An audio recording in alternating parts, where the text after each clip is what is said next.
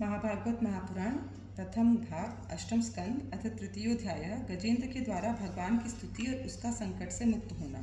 अब हिंदी में अनुवाद। श्री सुखदेव जी कहते हैं, परीक्षित, अपनी बुद्धि से ऐसा निश्चय करके गजेंद्र ने अपने मन को हृदय में एकाग्र किया और फिर पूर्व जन्म में सीखे हुए श्रेष्ठ स्तोत्र के जप द्वारा भगवान की स्तुति करने लगा।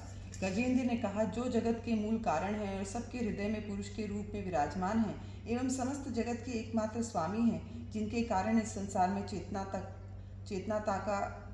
चेतनता का विस्तार होता है, उन भगवान को मैं नमस्कार करता हूँ, प्रेम से उनका ध्यान करता हूँ। ये संसार उन्हीं में स्थित है, उन्हीं की सत्ता से प्रतीत हो रहा है, वे ही इसमें व्याप्त हो रहे हैं और स्वयं वे ही इसके रूप में प्रकट हो रहे हैं। ये सब होने पर भी वे इस संसार और इसके कारण प्रकृति से सर्वथा परे हैं। उन स्वयं प्रकाश स्वयं सिद्ध सत्तात्मक भगवान की मैं शरण ग्रहण करता हूँ। ये विश्व प्रपंच उन्हीं की माया से उनमें अध्यस्त है। ये कभी प्रतीत होता है तो कभी नहीं, परंतु उनकी दृष्टि ज्यों की त्यों एक सी रहती है। वे इसके साक्षी हैं और उन दोनों को ही देखते रहते हैं। वे सबके मूल हैं और अपने मूल भी वही हैं। कोई दूसरा उनका कारण नहीं है। वे ही समस्त कार्य और कारणों से अतीत प्रभु मेरी रक्षा करें। प्रलय के समय लोकपाल और इन सबके कारण संपूर्ण रूप से नष्ट हो जाते हैं। उस समय केवल अत्यंत घना और गहरा अंधकार ही अंधकार रहता है, परंतु अनंत परमात्मा उससे सर्वथा परे विराजमान रहते हैं। वे ही प्रभु मेरी रक्षा करें। उनकी लीलाओं का रहस्य जानना बहुत ही कठिन है। वे नट की भांति अनेकों वेश धारण करते हैं। उनके वास्तविक स्वरूप को न तो देवता जानते हैं और न ऋषि ही। फिर दूसरा ऐसा कौन प्राणी है जो वहाँ तक जा सके और उसका वर्णन कर सके। वे प्रभु मेरी रक्षा करें। जिनके परम मंगलमय स्वरूप का दर्शन करने के लिए महात्मा गण संसार की समस्त आसक्तियों का परित्याग कर देते हैं और वन में जाकर अखंड भाव से ब्रह्मचर्य आदि अलौकिक व्रतों का पालन करते हैं तथा अपने आत्मा को सबके हृदय में विराजमान देखकर स्वाभाविक ही सबकी भलाई करते हैं, वे ही मुनियों के सर्वस्व भगवान मेरे सहायक हैं। वे ही मेरी गति हैं। न उनके जन्म कर्म हैं और न नाम रूप। फिर उनके संबंध में गुण और दोष की तो कल्पना ही कैसे हो सकती है। फिर भी विश्व की सृष्टि और संहार करने के लिए समय समय पर वे उन्हें अपनी माया से स्वीकार करते हैं। उन्हीं अनंत शक्तिमान सर्वैश्वर्यमय परब्रह्म परमात्मा को मैं नमस्कार करता हूँ। वे अरूप होने पर भी बहुरूप हैं। उनके कर्म अत्यंत आश्चर्यमय हैं। मैं उनके चरणों में नमस्कार करता हूँ। स्वयं प्रकाश सबके साक्षी परमात्मा को मैं नमस्कार करता हूँ। जो मन वाणी और चित्त से अत्यंत दूर हैं, उन परमात्मा को मैं नमस्कार करता हूँ। विवेकी पुरुष कर्म संन्यास अथवा कर्म समर्पण के द्वारा अपना अंतःकरण शुद्ध करके जिन्हें प्राप्त करते हैं तथा जो स्वयं तो नित्य मुक्त परमानंद एवं ज्ञान स्वरूप हैं ही, दूसरों को कैवल्य मुक्ति देने की सामर्थ्य भी केवल उन्हीं में है, उन प्रभु को मैं नमस्कार करता हूँ। जो सत्व रज तम इन तीनों गुणों का धर्म स्वीकार करके क्रमशः शांत घोर और मूढ़ अवस्था भी धारण करते हैं, उन भेद रहित समभाव से स्थित एवं ज्ञान घन प्रभु को मैं बार बार नमस्कार करता हूँ। आप सबके स्वामी, समस्त क्षेत्रों के एकमात्र ज्ञाता एवं सर्वसाक्षी हैं। आपको मैं नमस्कार करता हूँ। आप स्वयं ही अपने कारण हैं। पुरुष और मूल प्रकृति के रूप में भी आप ही हैं। आपको मेरा बार बार नमस्कार। आप समस्त इंद्रिय और उनके विषयों के दृष्टा हैं, समस्त प्रतीतियों के आधार हैं। अहंकार आदि छाया रूप असत वस्तुओं के द्वारा आपका ही अस्तित्व प्रकट होता है।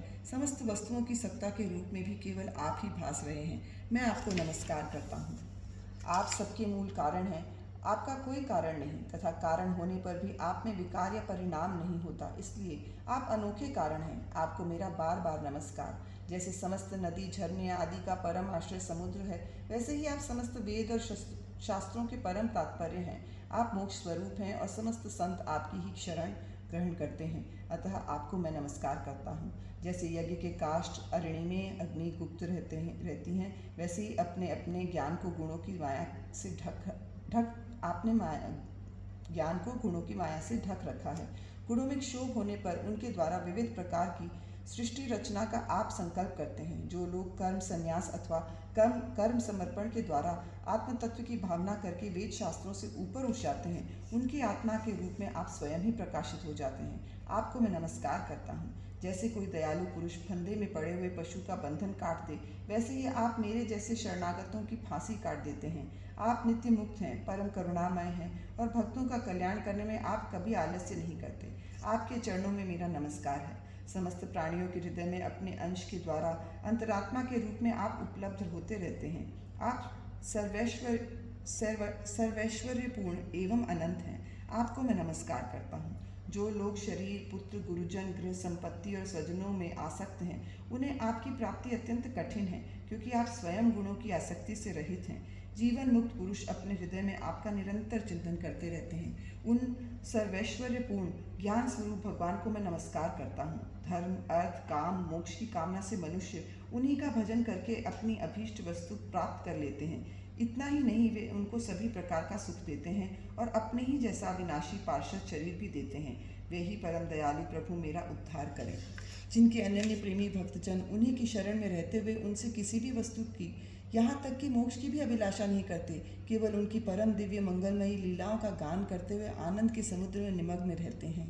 जो अविनाशी, सर्वशक्तिमान, अव्यक्त, इंद्रियातीत और अत्यंत सूक्ष्म हैं, जो अत्यंत निकट होने पर भी बहुत दूर जान पड़ते हैं, जो आध्यात्मिक लोग अर्थात ज्ञान योग या भक्ति योग के द्वारा प्राप्त होते हैं, उन्हीं आदि पुरुष, अनंत एवं परिपूर्ण परब्रह्म परमात्मा की मैं स्तुति करता हूँ। जिनकी अत्यंत छोटी कला से अनेकों नाम रूप के भेद भाव से युक्त ब्रह्मा आदि देवता, वेद और चराचर लोगों की सृष्टि हुई है। जैसे धधकती हुई आग से लपटें और प्रकाशमान सूर्य से उनकी किरणें बार बार निकलती और लीन होती रहती हैं, वैसे ही जिन स्वयं प्रकाश परमात्मा से बुद्धि, मन, इंद्रिय और शरीर जो गुणों के प्रवाह रूप हैं, मैं बार बार प्रकट होते हुए तथा लीन हो जाते हैं, वे भगवान न देवता हैं और न असुर। वे मनुष्य और पशु पक्षी भी नहीं हैं, न वो स्त्री हैं, न पुरुष और न नपुंसक ही। वे केवल साधारण या असाधारण प्राणी भी नहीं हैं, न वे गुण हैं और न कर्म, न कार्य हैं और न तो कारण ही। सबका निषेध हो जाने पर भी जो कुछ बचा रहता है वही उनका स्वरूप है तथा वे ही सब कुछ हैं। वे ही परमात्मा मेरे उद्धार के लिए प्रकट हों। मैं जीना नहीं चाहता। ये हाथी की योनि बाहर और भीतर सब ओर से अज्ञान रूप आवरण के द्वारा ढकी हुई है, उसको रखकर करना ही क्या है।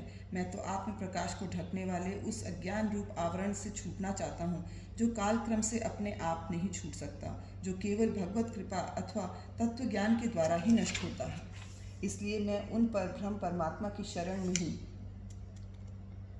जो विश्व रहित होने पर भी विश्व के रचयिता है और विश्व स्वरूप सामग्री से क्रीड़ा भी करते रहते हैं। उन अजन्मा परम पद स्वरूप ब्रह्म को मैं नमस्कार करता हूँ।